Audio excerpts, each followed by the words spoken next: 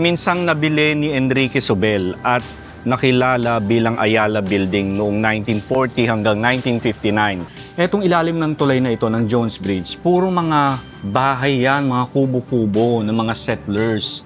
Alas 8 pa lang ng umaga, sobrang init na. That was my elementary school. Tinatanong nila kung babalik pa daw ako dun sa clearing operation. Sabi ko hindi na, kasi pag-graduate na tayo eh. Hindi, joke lang.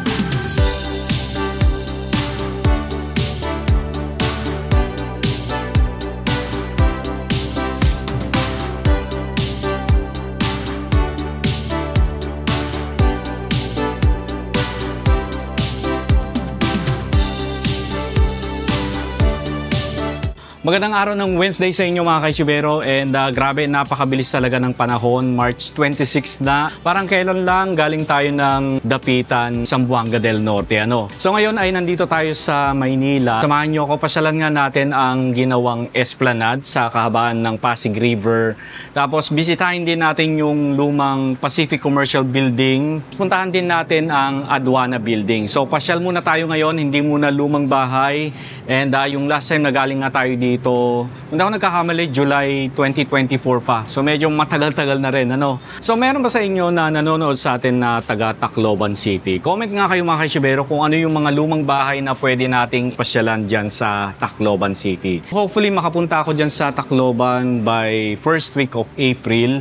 Alam nyo kasi mag-isa lang kasi ako na gumagawa sa mga vlog na pinifeature ko dito sa aking YouTube channel dahil wala naman akong team na kagaya ng akala ng iba. I'm a one-man team.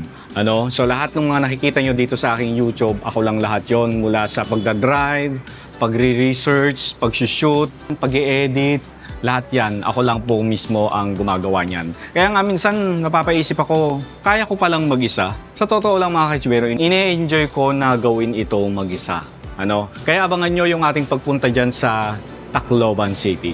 Ayan, so halika na, baba na tayo. Mag-aalas 8 na ng umaga. Grabe, ang init na. Baka ma-stroke pa tayo, no?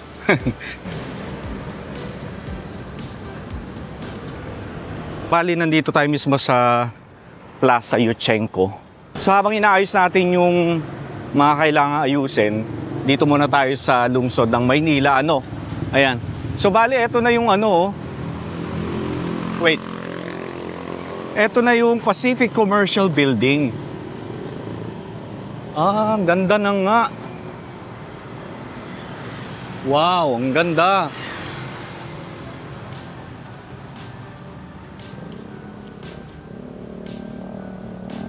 Wow.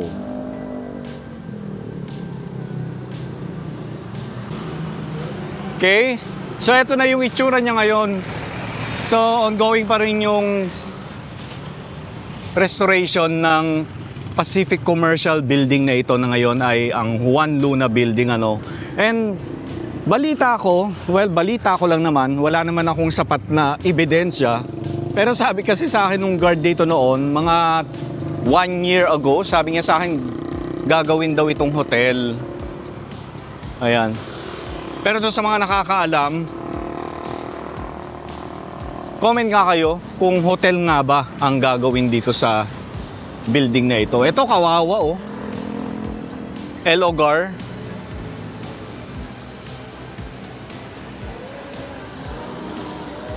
Hindi na siya ni-restore. Ano kayang balak nila dyan sa building na yan? Kawawa naman.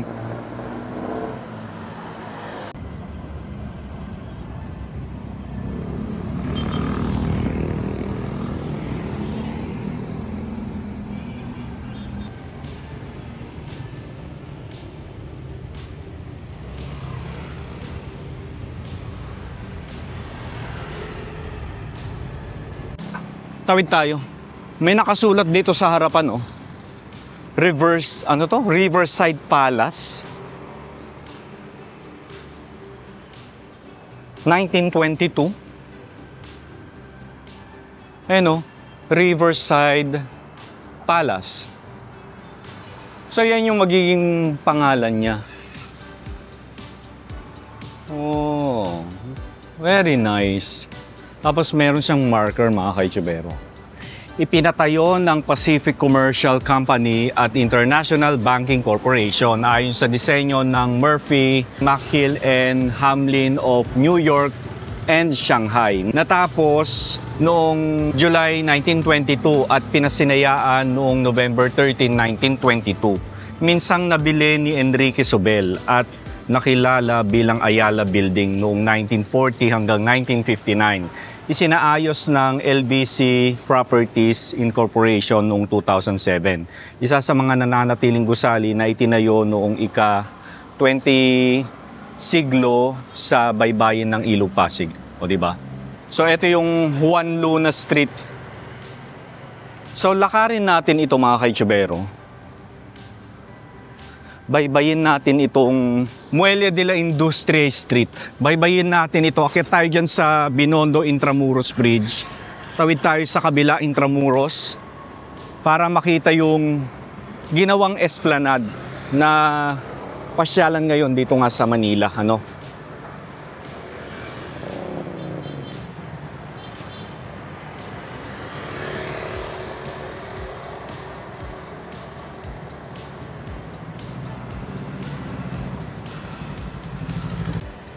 Tawid tayo sa kabila.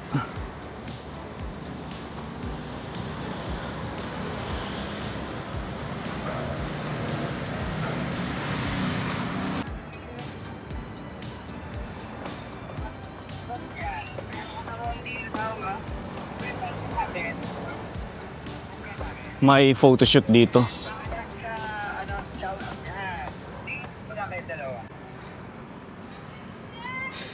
Okay, eto na yung Binondo Intramuros Bridge. Direct pa, mababa. Bakit mo pa yung punto? Agad mo ba? Yan, paano? Okay, Intramuros na ito mga kaitsubero. Tapos yan yung Bureau of Immigration.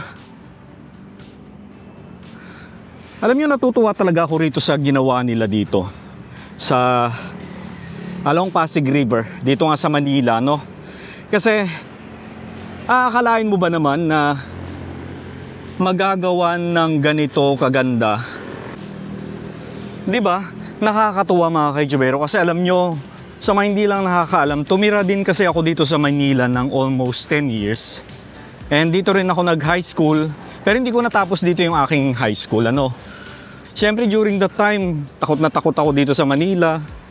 Parang kahit saan ako magpunta noon, parang delikado. Yun yung laging sinasabi sa amin ng mga magulang namin na lumayo sa tao, huwag masyadong makikipagkaibigan sa mga taong hindi kilala.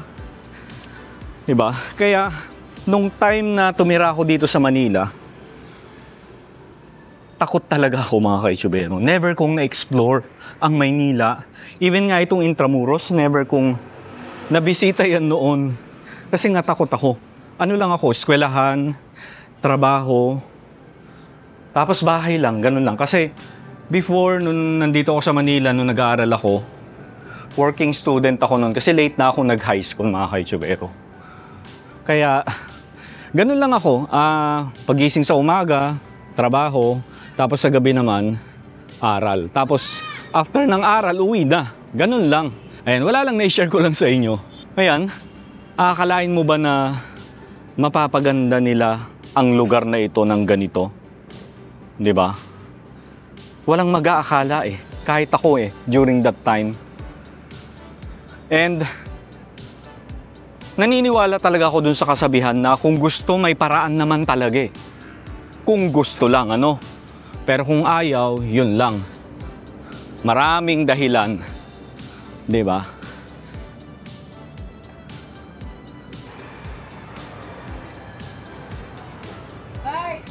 Napakaganda. Alam nyo dito, kapag malingat ka lang ng konti dito, marami ng kalat Kaya buti na lang may mga nagme-maintain talaga, naglilinis dito. Kasi kung hindi, kung wala, nako, babuy na babuy itong lugar na ito. Grabe, ang tagal na rin natin hindi nagpupunta rito,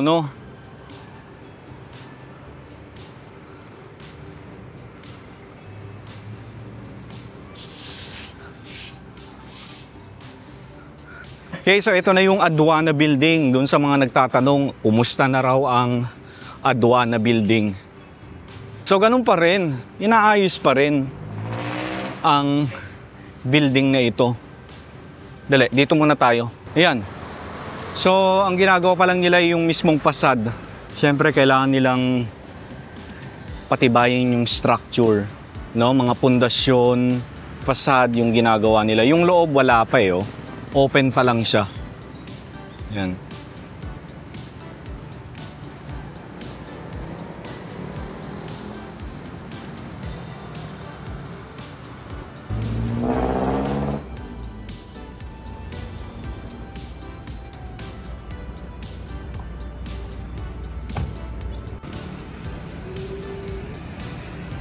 National Archives of the Philippines.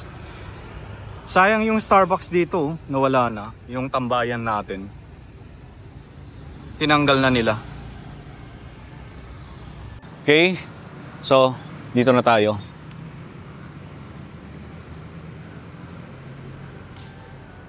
So, medyo marumi pa mga kaitsubero. Siyempre, ongoing pa rin yung paglilinis nila rito. Grabe, dami talagang basura dito kapag umaga. Dami dun, oh.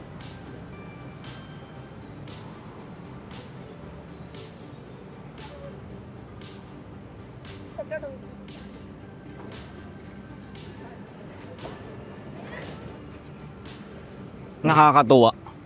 Kasi kahit papaano nagkakaroon ng disenteng pasyalan dito sa Maynila, no?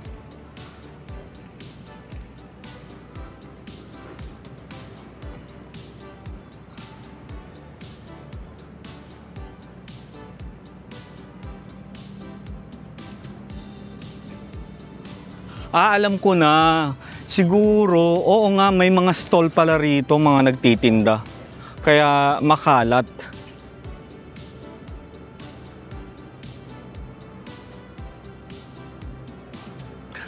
Yung mga nakikita nyong lamppost na ito, mga kaitsubero, yan. Even yung dun sa may Jones Bridge. No? Gawa yan ng mga Akuzar. So, kung napanood nyo yung vlog natin sa Las Casas, Pilipinas, sa Akuzar, sa Bagak, Bataan, ganito rin yung mga lamppost nila, no? So, dahil nga Akuzar ang gumawa ng mga lamppost na yan. Grabe, oh. Mga nagtataasang building na yung mga nandito sa, San Nicolas. No? Kaya yung mga lumang bahay dito sa San Nicolas, wala na, pinagtatanggal na. Yung karamihan, pero kahit pa paano may mga iilan-ilan na lang yung mga natitira dito.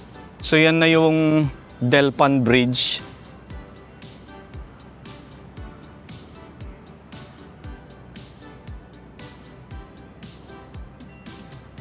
Mukhang malayo-layo ito. Kailangan yata natin ng scooter kapag pumunta tayo dito. Kasi ang layo ng lakaran eh. Oh. Okay. Dito sa left natin makikita natin yung mga lumang photo ng Manila. Ayan, oh. Church of Franciscan. To. Santo Domingo Church. San Agustin. Recoletos Church. Di ba?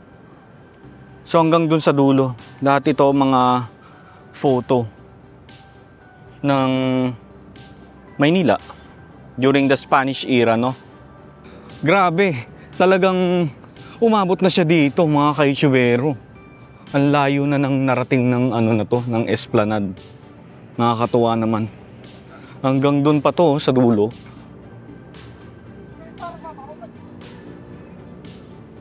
Ito na yung Fort Santiago.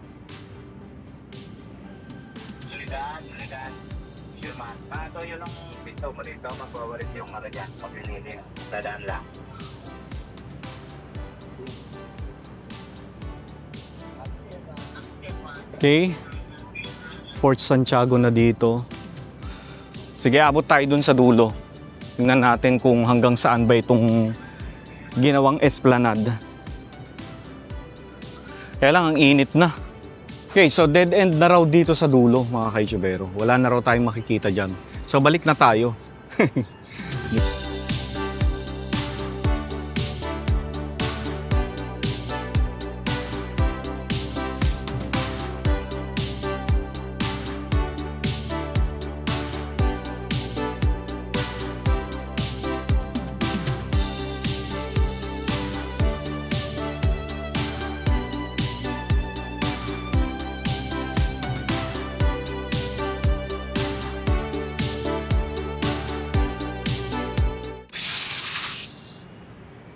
So ito yung mga stall dito. Di ba may restaurant na dito? Pero sarado pa. Ayan.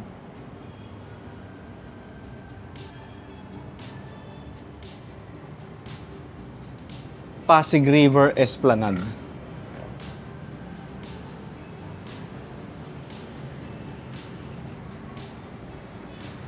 Okay, so nag-o-open daw yung mga restaurant dito, mga stalls ng alas 4 ng hapon, no? Tapos nagsasara siya ng around 11. Okay? Pero 24 hours naman daw na open itong Esplanade. Pero yung mga restaurant lang ang sarado na, siyempre, no? Kaya kung gusto niyo pumunta rito ng madaling araw, pwedeng-pwede. Yun nga lang, kayo-kayo lang yung nandito. May mga nagko-comment kasi sa akin, mga kaitsubero. Sana daw bumalik ako sa mga clearing operation. Sabi ko naman, ang lagi kong sagot sa kanila, college na ako ngayon. Kumbaga yung clearing time ko, clearing operation time, that was my elementary school.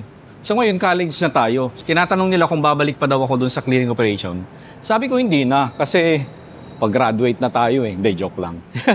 Siyempre, natapos na tayo dun sa clearing operation era. Huwag na tayong bumalik dun. Marami namang nagva-vlog about sa mga clearing operation. Pwedeng dun na lang kayo manood. Huwag nyo na akong pabalikin, kasi hindi na ako babalik. So, eto na yung side ng Manila Post Office. So, ito kasi yung naunang ginawa, kaya kung makikita nyo, lalago na yung mga halaman nila rito.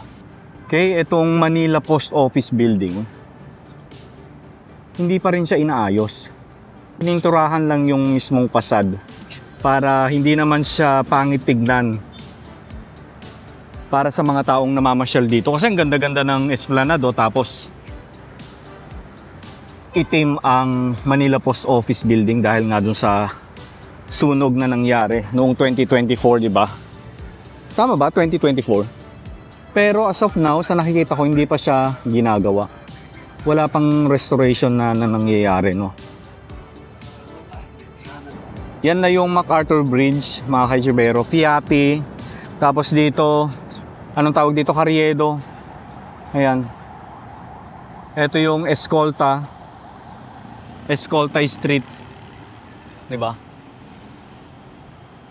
So balik tayo dun sa kinukwento ko na clearing operation. So nung 2019, nagsimula akong mag-vlog and finiture ko ang Manila Bay, yung rehabilitation ng Manila Bay. Tapos nanalo si Mayor Isko Moreno. Nag-cover naman ako ng mga clearing operation dito sa Manila.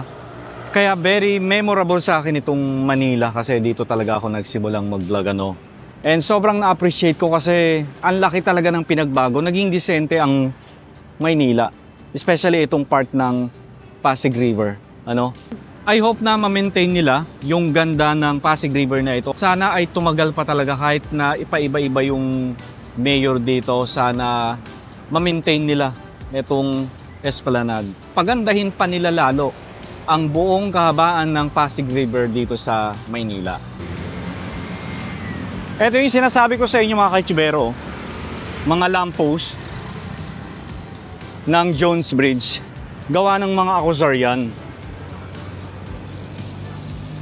Lahat ng mga lamppost na nakalagay dito sa kahabaan ng Pasig River Esplanade, gawa lahat yan ng mga Akuzar. Galing, no?